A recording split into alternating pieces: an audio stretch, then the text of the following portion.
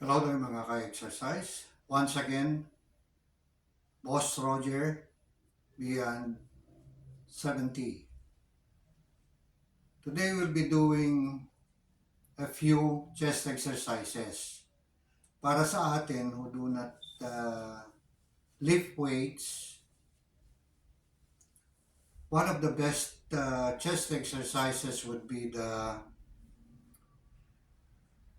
traditional push-up. But then again, if you cannot do it, there's one alternative or several alternatives to that.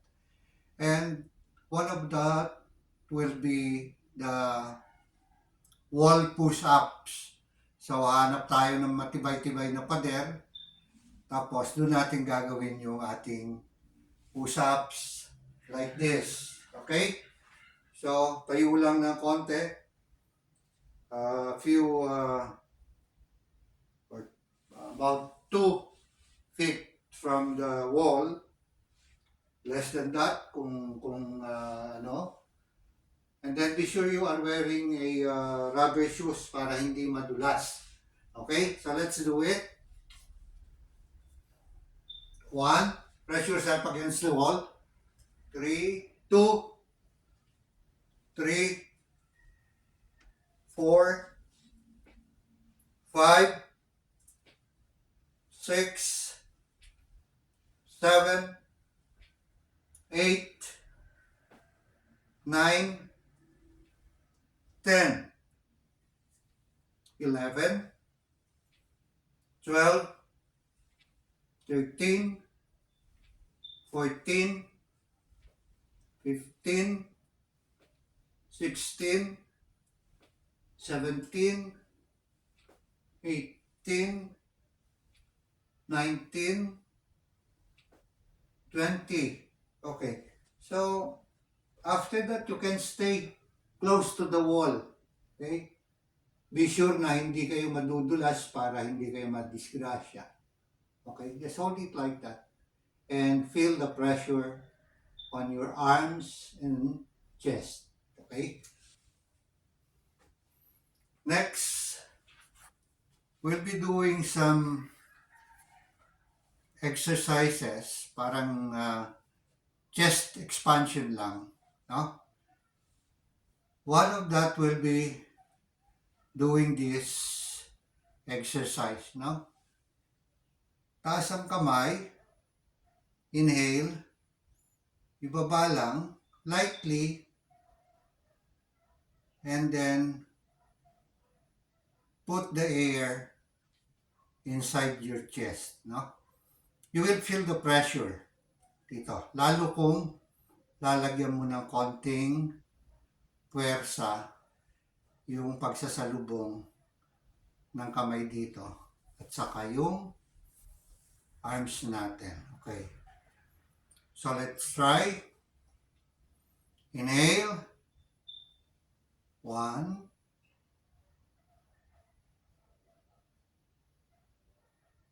Put the air inside your chest. Okay. Ramdam nyo? Okay. Nag-expand yung chest. May pressure sa chest. Okay? So, exhale after that, no? Pag-release ng air, taas uli yung kamay. 2. Inhale yun. Put the air inside your chest. Release. Exhale. Let's go. 3. Exhale. 4.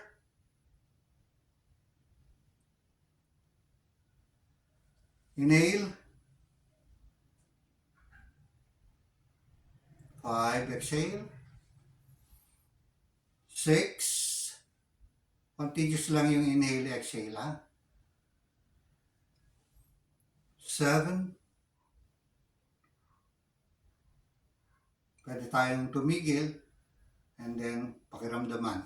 Okay? Pakiramdaman yan. 8.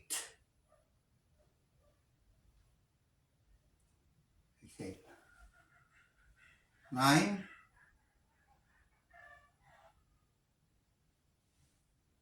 10. Okay? You can stop at 10. You can continue.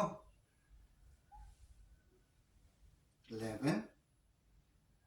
Fill your chest. Expand your chest. 12. Naka-horse stance ako 13. 14.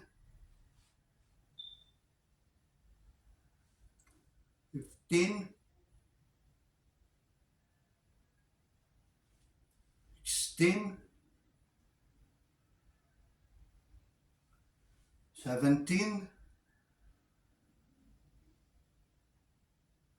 18. 19. 20. You can hold it for a while. Hanggang dun sa kaya nyo. Expanded pa rin yung chest. The air is still inside there. Hold nyo. And hold the pressure. Pagka kayo na lang, for as long as you can. No? Pakiramdaman nyo epekto. Pakiramdaman nyo na nag-expand yung chest nyo. Parang, it's more like dynamic tension, tawag nila dyan. Okay, exhale. Okay. Relax ng konti before we do the next exercise. Ito yung movement. Ito yung movement. So, magkasama yung dalawang kamay. You can clasp them together. Pwede rin ganyan. Basta, pwede rin ganyan. Pero I prefer to do it clasped. No? So, to the side. 1, 2, 3. Pag ganun nyo, inhale na.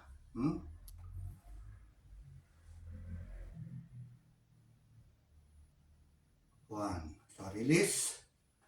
Okay. Let's make the count this way, okay? 1, 2, 3, 1. 1, 2, 3, 2. Pagdating dito, again, put a pressure on your chest. No? Pakiramdaman nyo yung pressure. Expand ng konti yung chest. Pagdating nung pagtigil nung dalawang kamay dito sa tapat ng chest, put pressure on your chest. Okay. Let's go. Naka horse stance para hindi masayang. Okay. 1, 2, 3, 1. 1, 2, 3, 2. 1, 2, 3, 3. 1, 2, 3, 4. 1, 2, 3, 5. 1, 2, 3, 6. 1, 2, 3, 7. 1, 2, 3, 8. 1, 2, 3, 9. 1, 2, 3. Standby muna. Standby. Hold mo lang. Expand your chest. Pakiramdaman na maigi.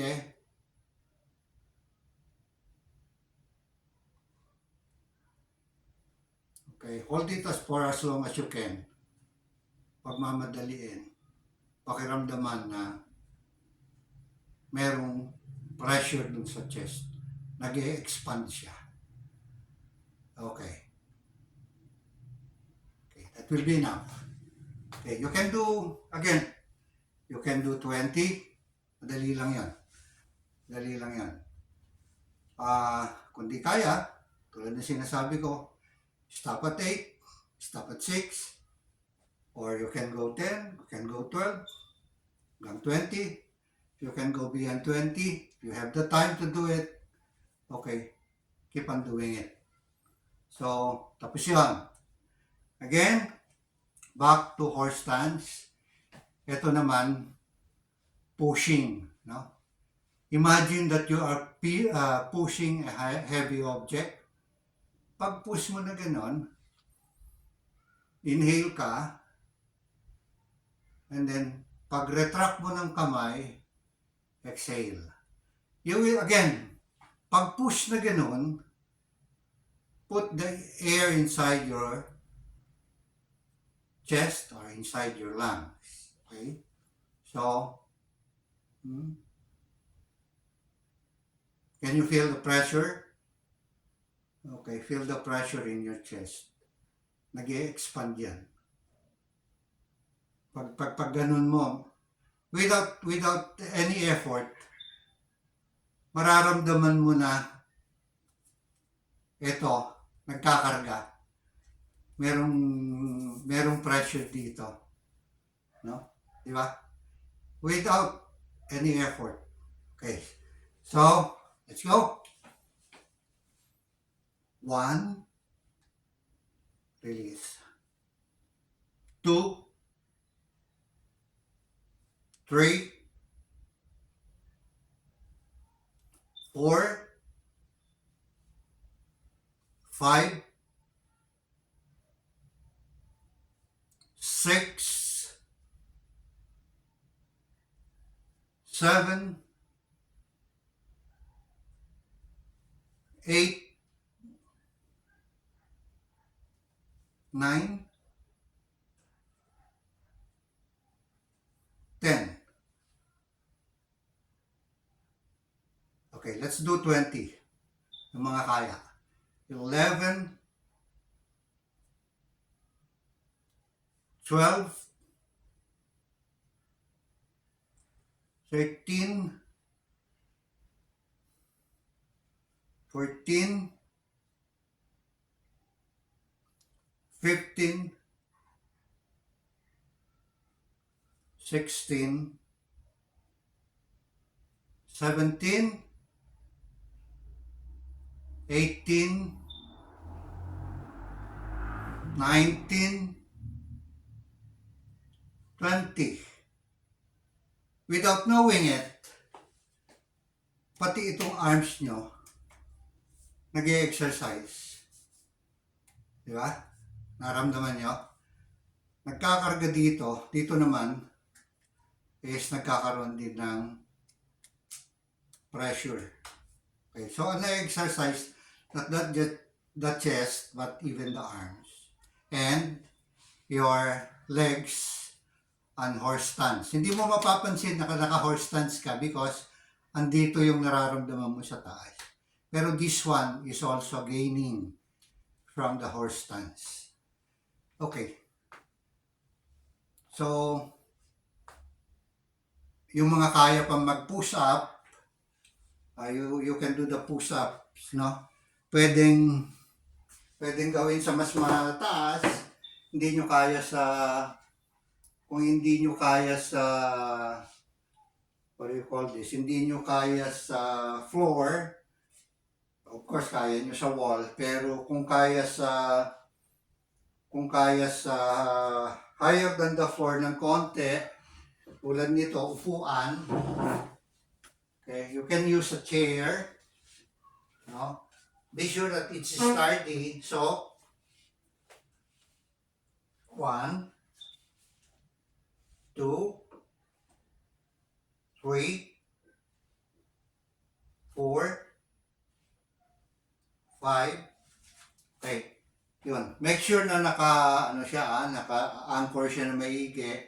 And then, make sure that you are wearing a pair of rubber shoes para hindi kayo madulas. Okay. I'll teach you one thing, one exercise na magandang gawin pagkatapos natin gumawa ng mga exercises. Ito yung hanging, no? Ihahang mo yung katawan mo na para siyang piece of paper lang, wala kang nararamdaman na weight. No, para siyang walang weight, nakasabit, parang nakasabit lang siya sa bewang mo. So like this, feet apart, konti lang. Tapos, bababa mo yung katawan mo as far as you can go. So, ako, hanggang dyan lang ako. Loose yung kamay. Look at the hands. Loose lang siya. Nakalambitin lang siya dyan. Wala siyang pwersa. Alisin mo yung pwersa sa sa kamay mo. Alisin mo rin yung pressure sa katawan. Yung parang ang feeling mo, wala lang siya. Na hindi siya mararamdaman na bewang na nakasabit dyan. Try to practice that. Okay? So, hold it there for as long as you can. Kung kaya mo ng 5 minutes na nakahang siya, edi ang ganda.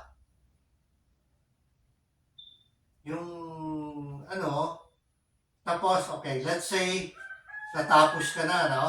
Na-enjoy mo na. Or, let's do this also. Habang nakahang na yan, close your eyes and then imagine beautiful things or beautiful activities. Halimbawa, you can imagine that you are walking along the beach, no? Tapos, lalakad ka sa sand, then papunta sa tubig, and then hanggang lumubog ka, or kaya, imagine that you are climbing a mountain, you are hiking with friends, or alone, or whatever. Yung tinatawag na transcendental meditation. Okay, pagkatapos, pagtayo mo, pag-angat mo ng katawan, start doing some pressure from the waist. Ito, sa waist mo, lagyan mo na siya ng pressure, paakyat, habang tumataas yung katawan mo, tumataas din yung pressure from the waistline up to the higher parts of your body, up to your arms. Tapos, pagtayo mo, nakatense ng konti yung body mo. That's a good relaxation. You try it. Mape-perfect niya. Madali perfect yun. Loose muna. Yung parang wala kang nararamdaman. Parang papel na nakasabit lang. Okay. And then, try to see things in your mind. Yung mga magagandang bagay. Do not look at the ugly things. Do not look at your enemies. Do not look at bad events in your life. Ang titignan mo yung mga magaganda. Okay? So that will be all. Pwede rin, habang nakahang ka nga pala, pwede kang rin doon mo nagawan yung pagdadasal. Walang mali doon. Walang mali doon kung habang nakahang ka, nagre-relax yung katawan mo. Okay? Nagdadasal ka rin. Okay? That will be all for this time. Thank you. Until our next exercise.